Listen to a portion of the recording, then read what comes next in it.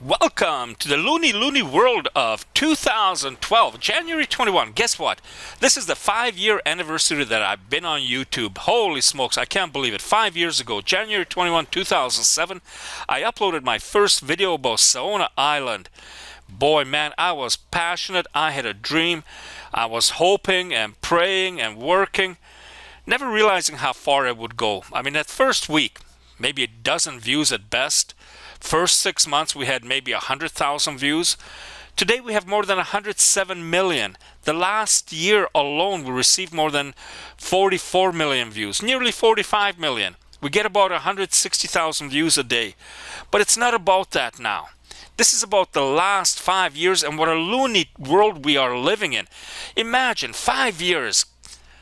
What has taken place in this 5 years? How's your life? How's your world? Mine's been turned upside down many times before, because 5 years ago, it was just positive. Everything's going great. You're looking forward to everything going hunky-dory. And then suddenly, all of a sudden, you see the biggest capitalist industries, auto manufacturing, banking, insurance, crying to the government of the United States for a bailout. They're going to the government asking, give us money, man. We can't manage it. You know what? We screwed up. We really screwed up. We made billions of dollars, but while we did that, we bankrupted our companies. So I know we're capitalist, and it's, like if you can't make it, you're supposed to go under, but we're too big to go under. We need our government to bail us out. So what does the government do? It goes, yeah, we're going to help you because you're too big to fail. And we're going to be helping you because when we help you, we give you money, you're going to make sure that the economy gets going and jobs will be back, and it's just going to be really great. So the government, what it does, it takes taxpayers' money. There you are working away. It takes your money and gives it to the rich banks, the 1% out there. And what does the 1% do with it? They give themselves bonuses because they see this as a sign of having done a good job. Well, man, we're accomplishing things. We deserve a raise. We deserve a bonus. So they give themselves more money.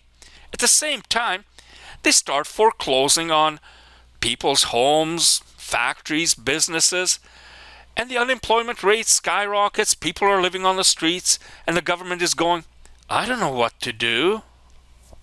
But it gets better than that. The last 5 years, who could have predicted that Europe, this Eurozone, it's 10, 15 years old or whatever, with a common currency, is going to implode. What happened in North America with the banks and business and how they bankrupted all these different organizations in crooked means. Face it, it was illegal things, not maybe illegal, but at the very least immoral and wrong, the things that they've done, these derivatives and all this thing. They took advantage of things all around the world. So suddenly Europe is drawn into this, and country after country, like the domino effect. You don't have to worry about communists causing a domino effect. Big business did that.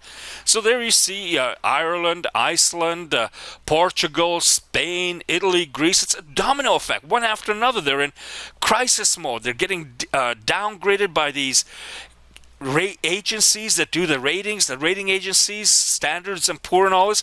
The same agencies that didn't see what's happening on Wall Street, but are sure able to see what's happening in these countries. So all these fun things have taken place in the last 5 years. It's an amazing ride when you think about it. We're on a roller coaster of our life, and it just gets better. In the last 5 years, America got a black president. Holy smokes, hallelujah, change of world. What's happening here? A black president. Well, I know that the Republicans just, they were turning in, they were going ballistic about this. Even today, when you watch the Republican debates, what's number one priority on Republicans' minds and lips? They'll say it openly, publicly. Get rid of Obama. Obama must go. And you know what? It doesn't matter which Republican you put in, because once Obama's gone, America's going to be just this big shining beacon on the side of the hill again, because no matter who gets in, they're going to be able to take care of all the problems. It doesn't matter who gets in, Santorum, Romney, Gingrich. They all have the same ideas. I mean, in a different way. I mean, Centurion, he wants to protect the life of all living things before they're born. But once they're born, I mean, yes, you can execute people. You can go to war. And as a matter of fact, he's just itching to go to Iran and start a war. And then you got Romney, who's pro-business and capitalism, but I'm sure he'd be very happy to take bailouts or whatever. And he's got these things offshore and stuff like that. So he believes in America and leave me alone. I guess that's basically his mentality. And then Newt, well, any president with the name Newt, well, you can't go wrong with that, especially if he's going to have an open marriage. I mean, he is president material. When you take a look at what's happened with Clinton and with the Kennedys, and, he's president material. I mean, he doesn't even have to wait to get to the White House to start his scandals. He's got them ongoing already. The only person I see up there that I really think has something on the ball is Ron Paul. But the media is ignoring him. Media doesn't want to admit that he's in there or that he even stands a chance because, man, that guy's anti-war. He's downsizing government. He wants to cut expenditures. I mean, that's just un-American. That's so un-American. So anyway, I'm watching these political debates and I go, holy smokes. The last 5 years were an interesting ride. I'm scared clueless about the next 5 years. Think about it. If Obama is re-elected, and I'm not going to say whether he should be or shouldn't be, but if he's re-elected, the Republicans are going to have a meltdown.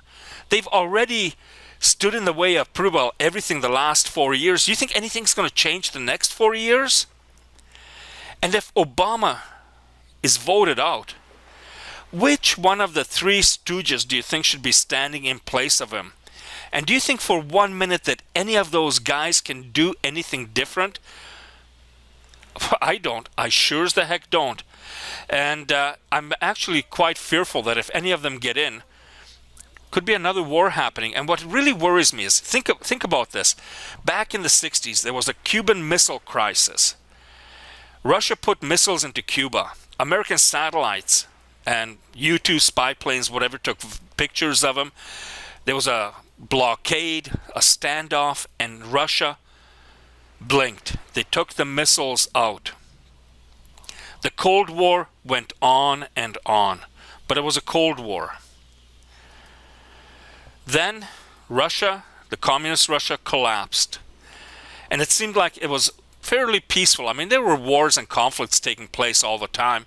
I mean, America had to pick on Grenada, the Spice Island, and Panama because of the canal and all these different things. I mean, even if you follow Afghanistan and you hear this stuff about Al-Qaeda, look up the facts and see how many Al-Qaeda fighters are said to be in Afghanistan according to the U.S. intelligence. So there's all these different wars going on. Bush took America into Iraq because Saudi terrorists blew up American buildings, and it's a crazy world. But now, what's happening is that we have this big line being drawn in the Middle East. Iran is at the center of it. Iran has a good military. Iran has relations with China and Russia. Syria is being punished by the West and even the Arab League. But Russia is friends with Syria. As a matter of fact, last week there was Russian military fleet in Syria, including aircraft carrier. Russia says hands off. Now, what I worry about is that with Putin getting back into Russia, and once again the Middle East getting heated up in a conflict situation, what happens if the superpowers, because Russia is coming back as a superpower and they're starting to exert their influence more. China is much the same. I mean, I know that Obama was just recently in Australia and talking about how important the South China Seas and all this is to American security. But hey, that's China's backyard, and they're not taking to that very happily. So what happens if there's going to be lines drawn by China, by Russia? Is anyone willing to blink? Because I tell you, I don't want to see a pissing contest between these countries that has a negative influence on life on Earth. And if anything did happen, all life on Earth would be in peril. So now what I look forward to is that I hope that this Occupy movement, the 99%, can continue to spread and develop, maybe get political, maybe get anonymous on their site, WikiLeaks, whatever it takes, and start resisting the 1%. The 1%, the military industrial complex, the big corporations and governments who do not have our best interest at heart, who look after each other, ignoring the people, the planet, pollution, climate, all these different things. I hope that we unite because we need a peaceful revolution, not a loud war. At least that's the way I see it. Thank you.